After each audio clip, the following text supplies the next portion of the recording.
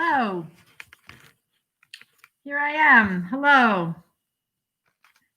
Welcome to Frankenstein Tea, the Island Free Library's daily short story program for adult listeners. It's a time for us to check in with each other, say hello, see how you're doing, for you to check in with yourself, for me to check in with myself. I had a busy couple of days here scrambling around. We have, capital projects are due and we're under construction and we're trying to get the building open for next week and it's getting cold. I got to get the heat on at my house and boy, busy. But here I am. And so there's my dad. Hi, Dad. And hello to my listeners. And so I was busy and didn't get to pre-read anything. And I'm a little frazzled. And so when that happens, we turn to Ray Bradbury because, we know he's going to deliver. He's going to deliver. Something in this book is going to be excellent for us to read right now. And I'm going to read the first story because it looks good. And that's what I feel like. So let's give it a try. And I'm going to start right up because I don't have a lot of time and I have a deadline of 4:00 for something for the state of Rhode Island that's almost finished, but not quite. And so I'd like to spend some time on that. So I'm going to start. Okay. Everybody good? You good with that, Dad? You good with some Ray Bradbury? And so I changed my glasses because these are my readers. Okay. Here we go. Deep breath in through the nose, out through the mouth. Ray Bradbury, The Night. You are a child in a small town. You are, to be exact, 8 years old, and it is growing late at night. Late for you, accustomed to bedding in at 9 or 9:30, once in a while perhaps begging Mom or Dad to let you stay up later to hear Sam and Henry on that strange radio that is popular in this year of 1927. But most of the time you are in bed and snug at this time of night. It is a warm summer evening. You live in a small house on a small street in the outer part of town where there are few streetlights. There is only one store open about a block away, Mrs. Singer's. In the hot evening, Mother has been ironing the Monday wash and you have been intermittently begging for ice cream and staring into the dark.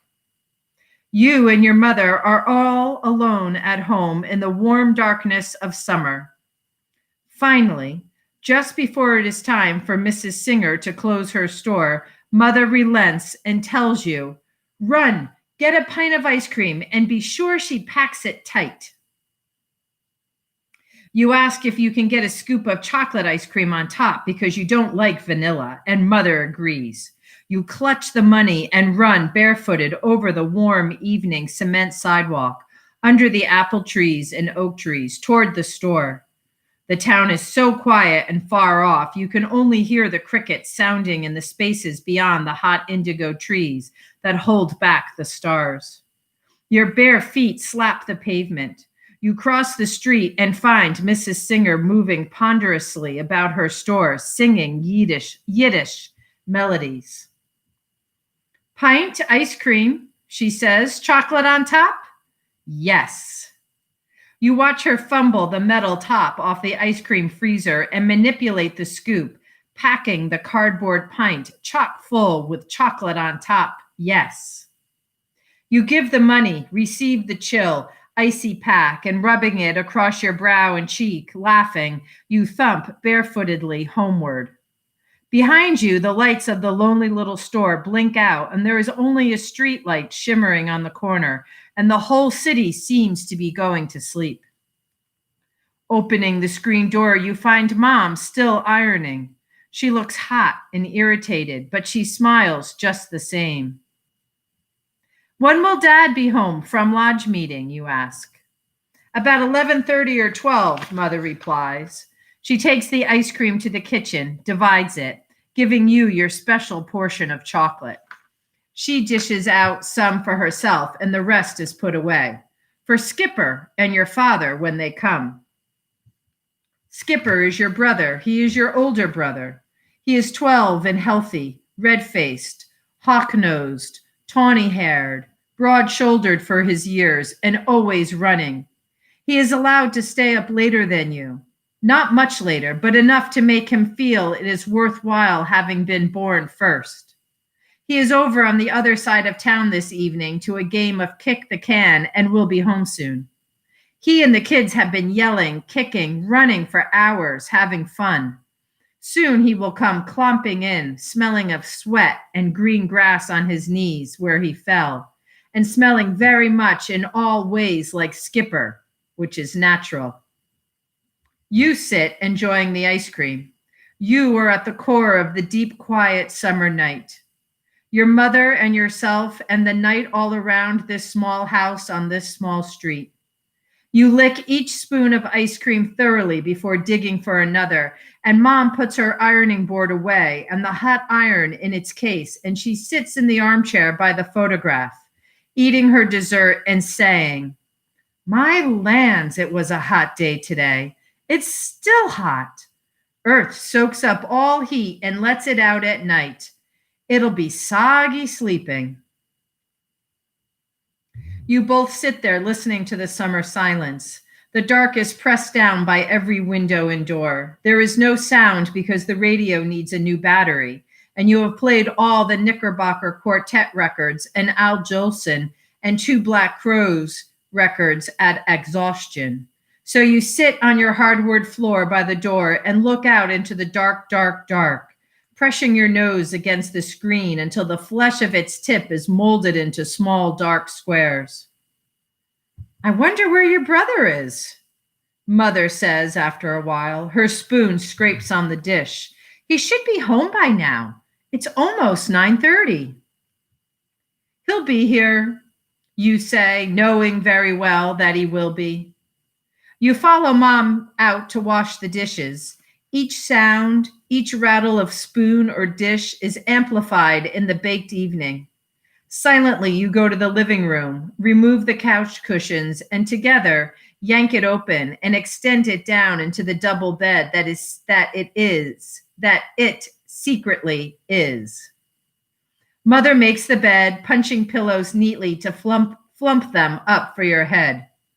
Then, as you are unbuttoning your shirt, she says, "Wait a while, Doug." "Why?" "Because I say so." "You look funny, Mom." Mom sits down a moment, then stands up, goes to the door, and calls. You listen to her calling and calling, "Skipper, Skipper, Skipper," over and over. Her calling goes out into the summer warm dark and never comes back. The echoes pay no attention. "Skipper, Skipper, Skipper, Skipper." And as you sit on the floor, a coldness that is not ice cream and not winter and not part of summer's heat goes through you. You notice Mom's eyes sliding, blinking, the way she stands undecided and is nervous. All of these things.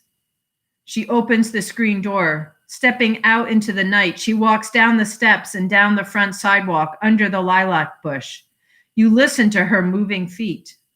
She calls again. Silence. She calls twice more.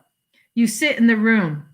Any moment now, Skipper will reply from down the long, long, narrow street. "All right, Mom. All right, Mother. Hey." But he doesn't answer. And for 2 minutes, you sit looking at the made-up bed, the silent radio, the silent phonograph, at the chandelier with its crystal bobbins, gleaming quietly, at the rug with the scarlet and purple curlicues on it. You stub your toe on the bed purposely to see if it hurts. It does. Whining, the screen door opens, and Mother says, "Come on, Shorts, we'll take a walk." "Where to?" "Just down the block. Come on. Better put your shoes on, though. You'll catch cold." "No, I won't. I'll be all right." You take her hand. Together, you walk down St. James Street. You smell roses in blossom, fallen apples lying crushed and odorous in the deep grass. Underfoot, the concrete is still warm, and the crickets are sounding louder against the darkening dark. You reach a corner, turn, and walk toward the ravine. Off somewhere, a car goes by, flashing its lights in the distance. There is such a complete lack of life, light, and activity. Here and there, back off from where you are walking toward the ravine, you see faint squares of light where people are still up. But most of the houses, darkened, are sleeping already, and there are a few lightless places where the occupants of a dwelling sit talking low, dark talk on their front porches. You hear a porch swing squeaking as you walk near. "I wish your father was home," says Mother. Her large hand tightens around your small one. "Just wait till I get that boy. I'll spank him within an inch of his life." A razor strop hangs in the kitchen for this. You think of it, remember when Dad has doubled and flourished it with muscled control over your frantic limbs. You doubt Mother will carry out her promise. Now you have walked another block and are standing by the holy black silhouette of the German Baptist Church at the corner of Chapel Street and Glen Rock. And back of the church, 100 yards away, the ravine begins. You can smell it. It has a dark sewer, rotten foliage, thick green odor. It is a wide ravine that cuts and twists across the town, jungle by day, a place to let alone at night. Mother has often declared. You should feel encouraged by the nearness of the German Baptist Church, but you are not, because the building is not illumined, is cold and useless as a pile of ruins on the ravine edge. You are only 8 years old. You know little of death, fear, or dread. Death is the waxen effigy in the coffin when you were 6 and grandfather passed away, looking like a great fallen vulture in his casket, silent, withdrawn, no more to tell you how to be a good boy, no more to comment succinctly on politics. Death is your little sister one morning when you awaken at the age of 7, look into her crib and see her staring up at you with a blind blue, fixed and frozen stare until the men come with a small wicker basket to take her away. Death is when you stand by her high chair 4 weeks later and suddenly realize she'll never be in it again, laughing and crying, and make you jealous of her because she was born. That is death. But this is more than death. This summer night, waiting deep in time and stars and warm eternity. It is an essence of all the things you will ever feel or see or hear in your life again, being brought steadily home to you all at once. Leaving the sidewalk, you walk along a trodden, pebbled, weed-fringed path to the ravine's edge. Crickets, in loud, full drumming chorus now, are shouting to quiver the dead. You follow obediently behind brave, fine, tall Mother, who is defender of all the universe. You feel braveness because she goes before, and you hang back a trifle for a moment and then hurry on too. Together, then, you approach, reach, and pause at the very edge of civilization. The ravine. Here and now, down there in that pit of jungled blackness, is suddenly all the evil you will ever know, evil you will never understand. All of the nameless things are there. Later, when you have grown, you'll be given names to label them with, meaningless syllables to describe the waiting nothingness. Down there in the huddled shadow, among the thick trees and trailed vines, lives the odor of decay. Here, at this spot, civilization ceases, reason ends, and a universal evil takes over. You realize you are alone, you and your mother. Her hand trembles. Her hand trembles. Your belief in your private world is shattered. You feel mother tremble. Why? Is she, too, doubtful? But she is bigger, stronger, more intelligent than yourself, isn't she? Does she, too, feel that intangible menace, that groping out of darkness, that crouching malignancy down below? Is there then no strength in growing up? No solace in being an adult? No sanctuary in life? No flesh citadel strong enough to withstand the scrabbling assault of midnights? Doubts flush you. Ice cream lives again in your throat, stomach, spine, and limbs. You are instantly cold as a wind out of December gone. You realize that all men are like this, that each person is to himself one alone, one oneness, a unit in a society, but always afraid. Like here, standing, if you should scream now, if you should holler for help, would it matter? You are so close to the ravine now that in an instant of your scream, in the interval between someone hearing it and running to find you, much could happen. Blackness could come swiftly, swallowing, and in one titanically freezing moment, all would be concluded. Long before dawn, long before police with flashlights might probe the disturbed pathway, long before men with trembling brains could rustle down the pebbles to your help. Even if they were within 500 yards of you now, and help certainly is, in 3 seconds, a dark tide could rise to take all 8 years of life away from you, and the essential impact of life's loneliness crushes your beginning to tremble body. Mother is alone too. She cannot look to the sanctity of marriage, the protection of her family's love. She cannot look at the United States Constitution or the city police. She cannot look anywhere in this very instant, save into her heart, and there she'll find nothing but uncontrollable repugnance and a will to fear. In this instance, it is an individual problem seeking an individual solution. You must accept being alone and work on from there. You swallow hard, cling to her. Oh Lord, don't let her die. Please, you think, don't do anything to us. Father will be coming home from lodge meeting in an hour, and if the house is empty... Mother advances down the path into the primeval jungle. Your voice trembles. Mom, Skip's all right. Skip's all right. He's all right. Skip's all right. Mother's voice is strained high. He always comes through here. I tell him not to, but those darned kids, they come through here anyway. Some night he'll come through here and never come out again. Never come out again. That could mean anything. Tramps, criminals, darkness, accident, most of all, death. Alone in the universe. There are a million small towns like this one, like this, all over the world, each as dark, as lonely, each as removed, as full of shuddering and wonder. The reedy playing of minor key violins is the small town's music, with no lights but many shadows. On the vast swelling loneliness of them, the secret damp ravines of them.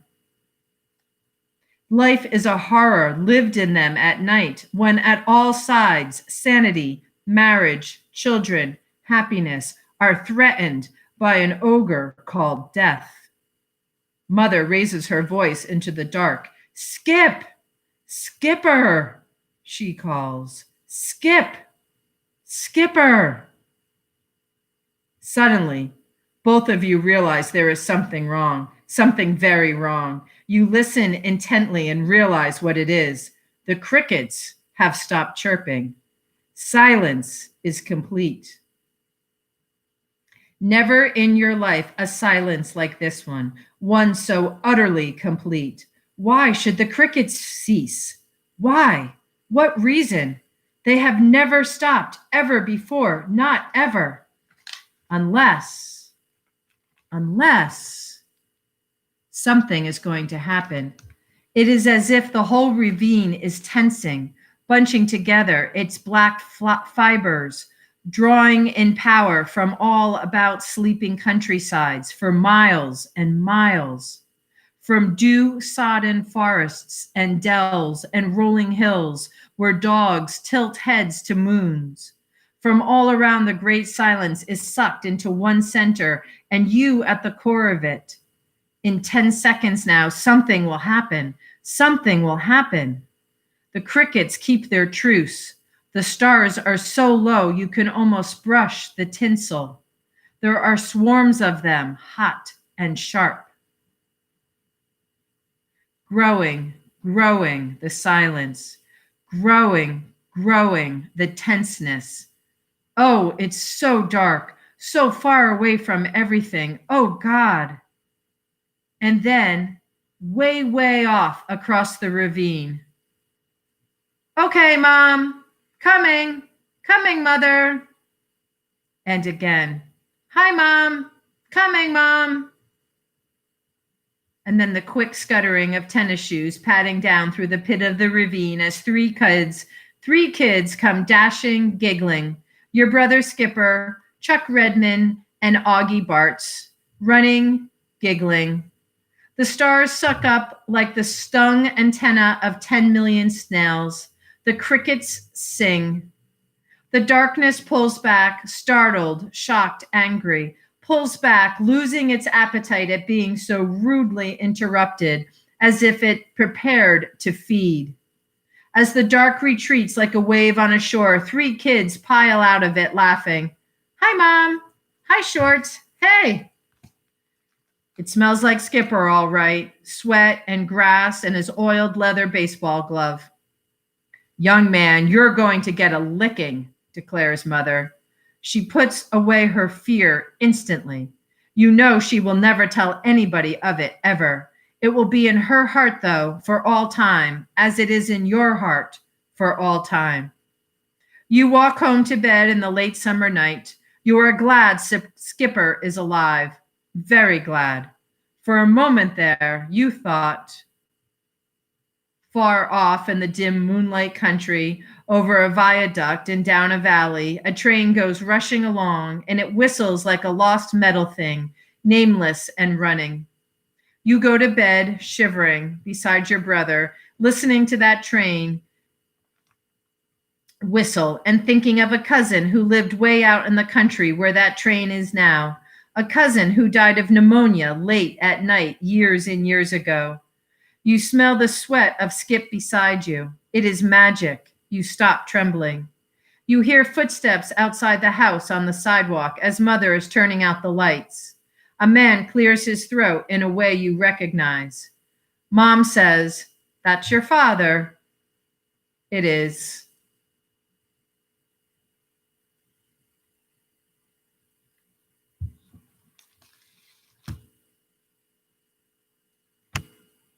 Ray Bradbury.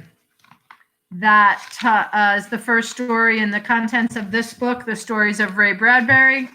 That is called The Night.